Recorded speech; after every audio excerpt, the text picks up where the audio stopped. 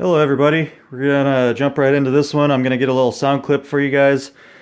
Just finished up building my 80s K5LA, so got everything pressurized and ready to go, so we'll do a quick sound clip. I am sorry it's not gonna sound the greatest because it's down in my basement, so just bear with me for now.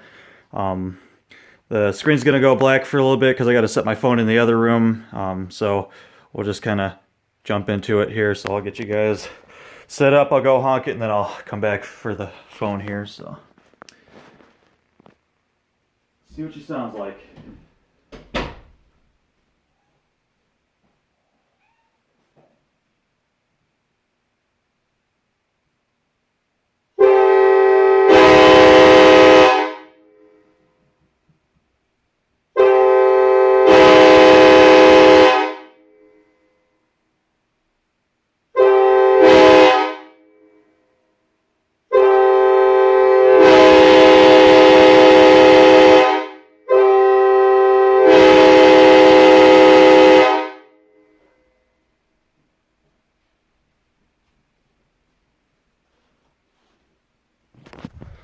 Alrighty, so I'm sure that was a little loud, a little distorted, but that's the best I can do for right now.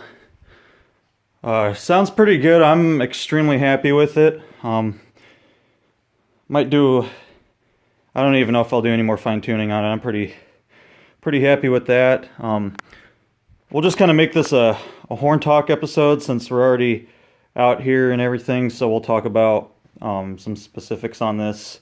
I'll get all this stuff off, and I was honking it with an actual two-stage Graham White valve. The quill on this thing sounded beautiful. I love the firing order on these, so that's kind of nice. I don't have to really mess with that at all. So let's get her around here. It is all wide font back caps.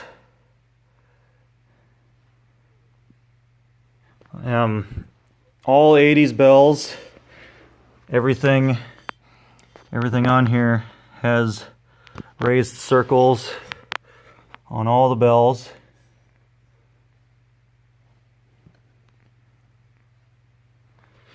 Flip it over here, show you the 5. The 5 is not a big bore. You guys can see I am running cork gaskets to give it that older look. As far as hardware goes, I am using all stainless steel hardware, but I did pick out kind of error correct looking bolts. It's got the flange bolts on the back caps. These ones do not have the ridges that bite down into the cap, so that way these can come off a lot easier and they hold just as well. Even put in longer diffuser ring bolts. The only thing that's not stainless steel are these star washers, but everything, the foot bolts and all that, that's all stainless steel hardware, just that way everything looks really nice.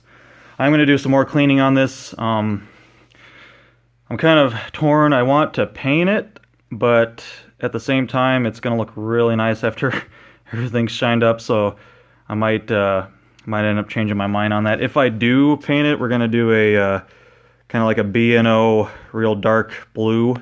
So either way, whether I leave her unpainted or not, she's going to look beautiful. She already looks really nice.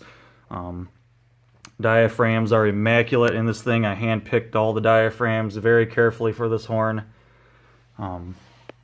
I did do a test honk of this earlier and kind of adjusted some bells. The 5 was kind of having some issues, so I put a thinner cushion ring in.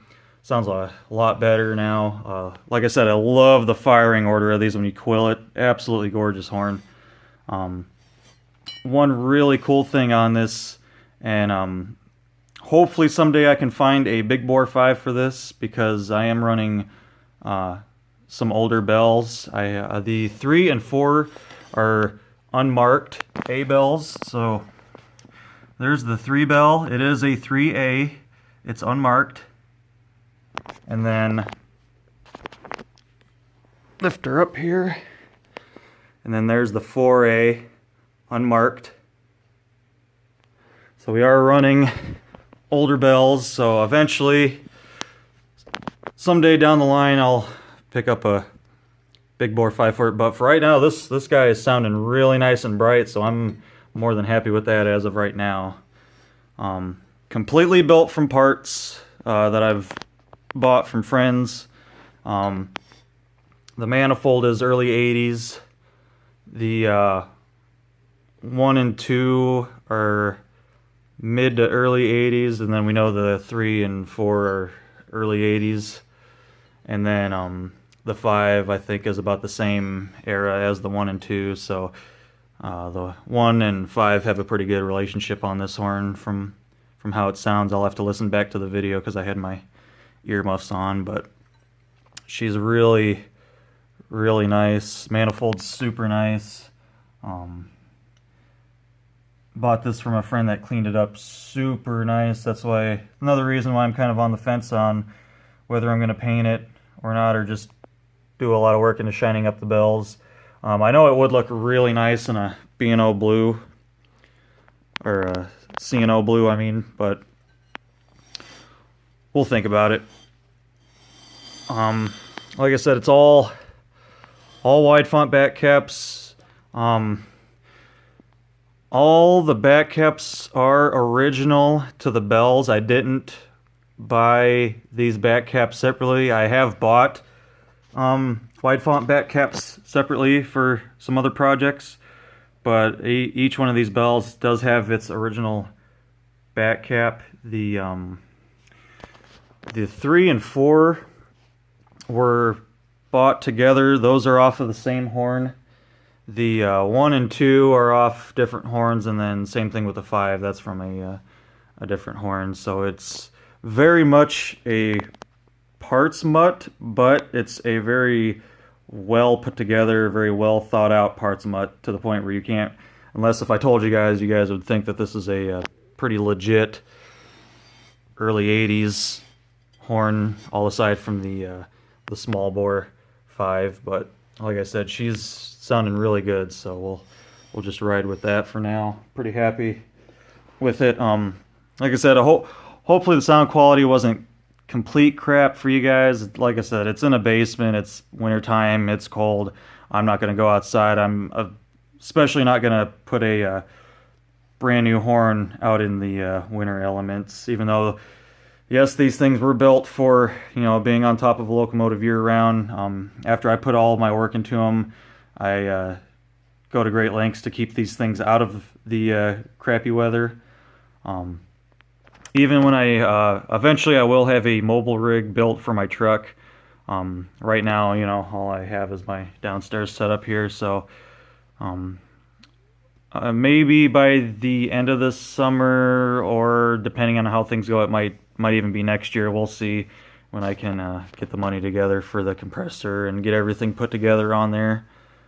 But yeah, for now, you guys will just kind of have to deal with the downstairs setup. When we do have better weather, I will move things out into the garage and get some sound clips out there. I did some last summer, and they sounded way better out there. You actually get an echo off of these out in the garage. I have a pretty big garage, so it echoes pretty good in there. I do have to watch it because I am in a very residential area, so I can't just take these things out in my backyard and start honking it and not get the cops called on me. So yeah, this is just kind of a single horn talk episode. Really hope you guys enjoyed it. This horn was a very long, took me a long time to build the horn, just to get all the correct era parts and kind of match everything the best that I could. This horn's gone through a lot of different changes. It's had a lot of different era parts on it, but I'm really happy with how everything came out now. I'm gonna try, I've got some stuff coming up. I am gonna try to do another horn talk video this weekend, and maybe do a bell talk video or something like that. We'll see what I have time for. But we'll just kind of, let me bring this more out into the light here. So yeah, we'll just kind of get a nice shot of her here, get a good overall for you guys. Like I said, I was really happy with how she sounded. Like I said, I did one test, changed a couple things, and then did the very second honk of it was the honk that you guys heard. So I was pretty pleased with that. Like I said, for the time being, I'll probably just do a little bit more cleaning on it whenever I get the chance, make her look really good and shiny. But yeah, for now, guys, that's going to be a pretty short video. At least I got you guys some sound. I'll try to do some more. We'll see. But till next time, everybody, take care.